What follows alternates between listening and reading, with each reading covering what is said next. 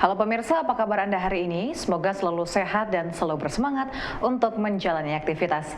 Hari ini program Berita Newspoint hadir menjumpai Anda bersama saya, Belinda Amanda. Selama 30 menit ke depan, Newspoint akan menyajikan berita terbaru seputar Universitas Brawijaya dan Malang Raya. Jangan kemana-mana, keep on our channel, Newspoint.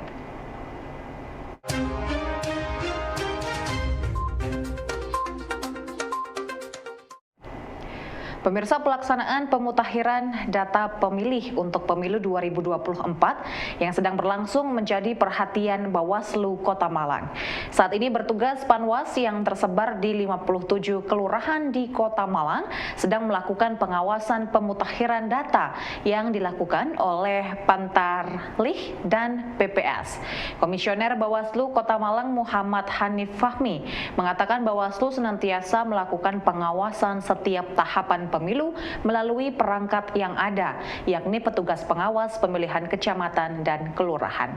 Para petugas Panwas kelurahan sudah dibekali dengan pengetahuan mengenai tahapan pemilu dan teknik pengawasan sehingga diharapkan dapat bersinergi dengan panitia PPS dan Pantarlih agar proses pemutakhiran data pemilu dapat berjalan lancar dan menghasilkan data pemilih yang akurat.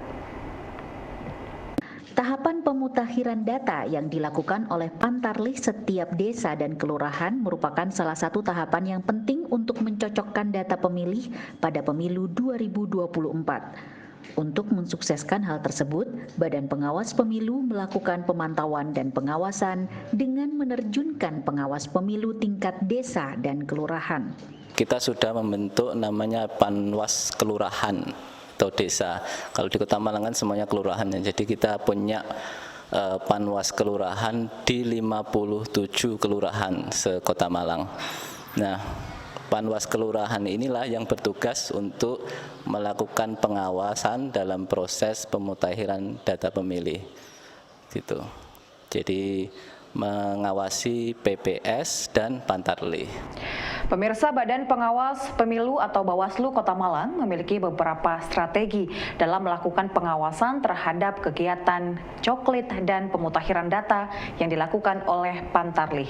Komisioner Bawaslu Kota Malang Muhammad Hanif Fahmi menjelaskan Bawaslu sudah menugaskan kepada pengawas kelurahan untuk melakukan pengawasan melekat dengan ikut serta dalam Pantarlih dengan kegiatan coklit. Pengawasan melekat ini dilakukan secara sampling sesuai untuk memudahkan pengawasan. Selain itu, Bawaslu juga akan melakukan uji petik terhadap hasil yang diperoleh Pantarlih dalam bentuk pengawasan kedua di tahapan pemutakhiran data. Hanif berharap kedua metode pengawasan ini dapat menjadikan kegiatan pemutakhiran data di Kota Malang berjalan dengan lancar dan menghasilkan data pemilih yang akurat untuk pemilu 2024. Pengawasan melekat dan uji petik menjadi dua metode yang dilakukan oleh Bawaslu Kota Malang dalam memproses pengawasan kegiatan pemutakhiran data pemilih. Pengawasan melekat dilakukan secara sampling dengan cara petugas pengawas ikut serta bersama Pantarlih ke rumah warga. Dengan model pengawasan tersebut diharapkan kegiatan pemutakhiran data dapat berjalan dengan lancar dan menghasilkan data pemilih yang akurat bagi kesuksesan pemilu 2024. Kami tugaskan ke Panwas Kelurahan ini melakukan dua metode pengawasan nanti. Yang pertama, pengawasan melekat gitu ya. Pengawasan melekat itu kita sampling, jadi Panwas Kelurahan ini menempel membersamai Pantarlih ketika bekerja di lapang melakukan coklit, pencocokan dan penelitian itu. Nah, kemudian berikutnya kami nanti akan melakukan uji petik terhadap hasil pengawasan yang dilakukan hasil mutarlih yang dilakukan oleh Pantarlih.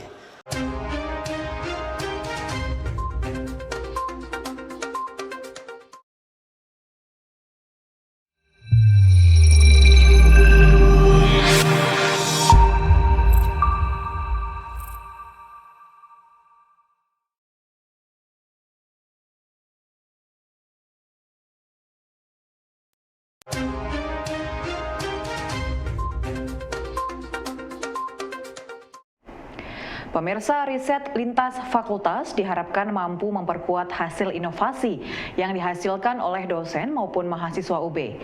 Hal ini ditegaskan oleh Rektor UB, Profesor Widodo, pada saat pembukaan Vokave Fakultas Vokasi.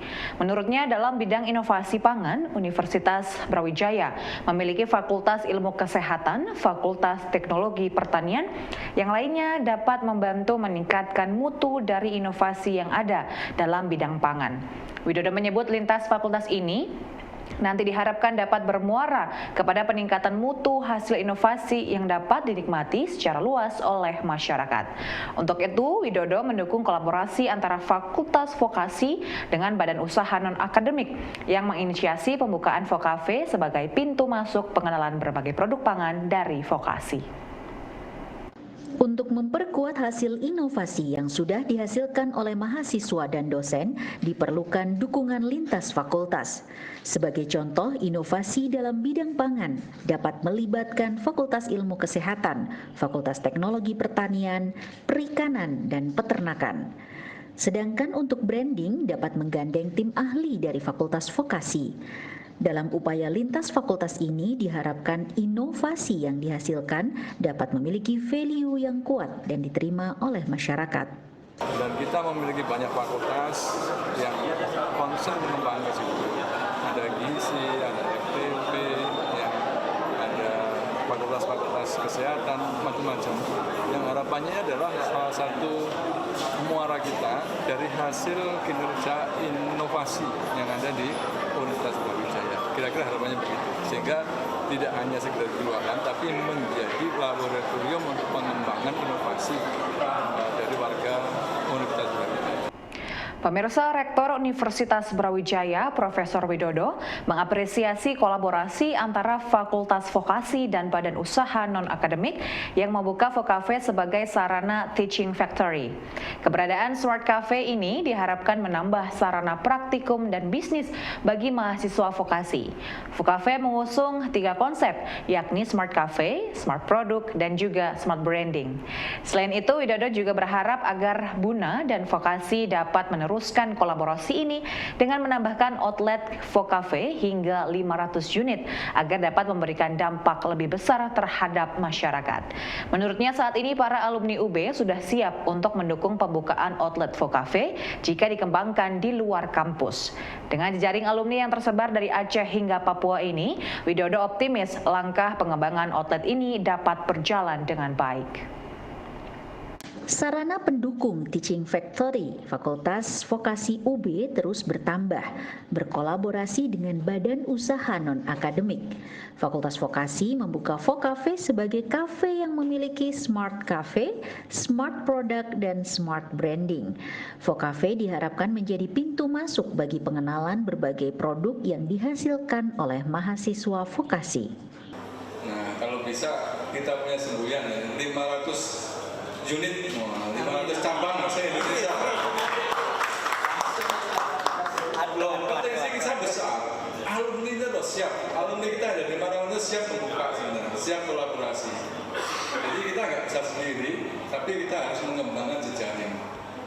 Ya, yang di Papua itu juga sudah siap. Di Jakarta itu banyak sekali yang sudah siap membuka UBKB, ya, atau Vokave nanti. Brandnya silakan nanti diatur. Tadi saya melihat dengan konsep 3 Smart itu luar biasa.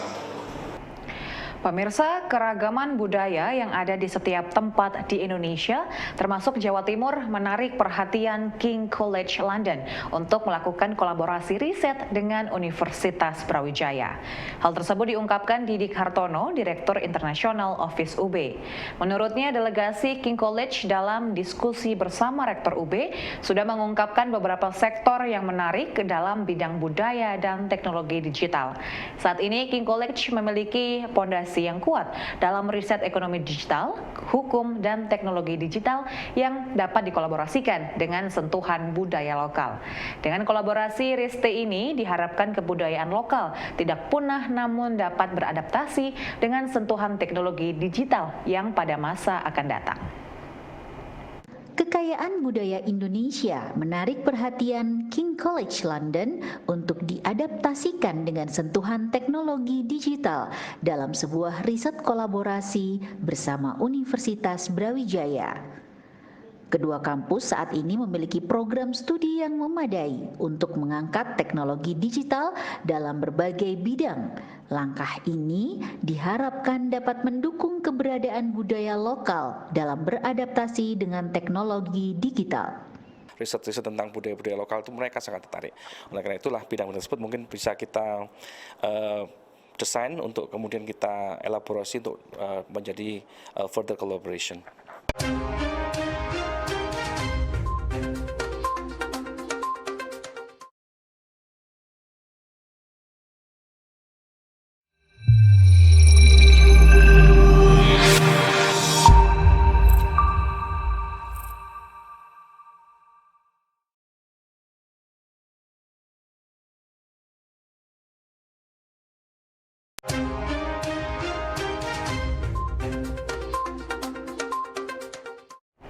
Pemirsa, komoditi ekspor non-migas Jawa Timur yang menjadi penyumbang ekspor didominasi oleh produk kimia dan farmasi.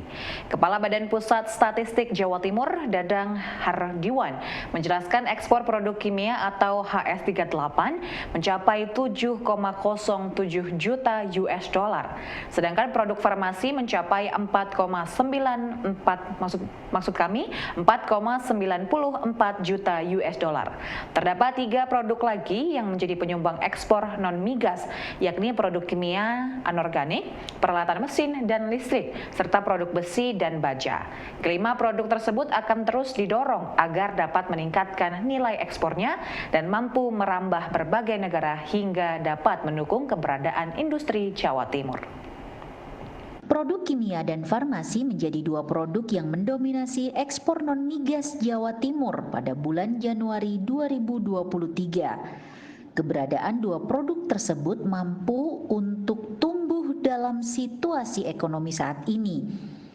Peningkatan ekspor produk kimia dan farmasi menjadi angin segar bagi perkembangan industri tersebut di Jawa Timur. Badan Pusat Statistik berharap kedua produk tersebut mampu merambah berbagai negara agar dapat meningkatkan volume ekspor secara tahunan. Ini terbesar di